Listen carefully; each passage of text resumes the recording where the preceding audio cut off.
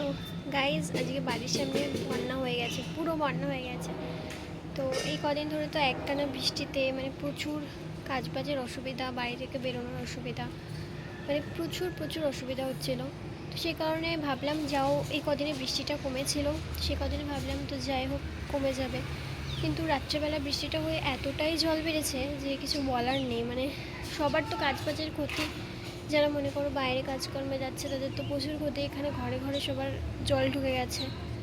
তো মানে কি বলবো, এটা আলাদা মানে খুব বাজে পরিস্থিতি। তো চলো তোমাদের জলগুলো দেখাই আমি, ঠিক আছে?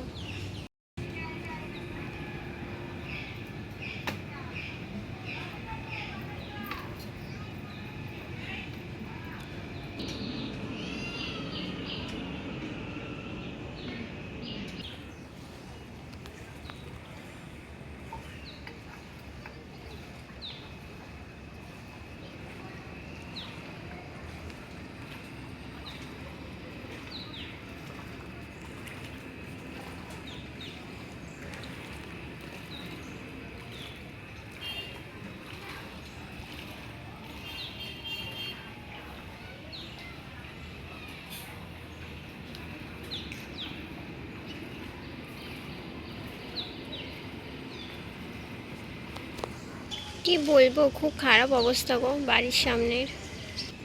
তো দেখো, আর আমাদের পদ্ম বাগানের এই একটা ফুল ফুটেছে, সকালবেলা উঠে দেখলাম। এই একটা, আর এই যে এই আর একটা ফুটেছে।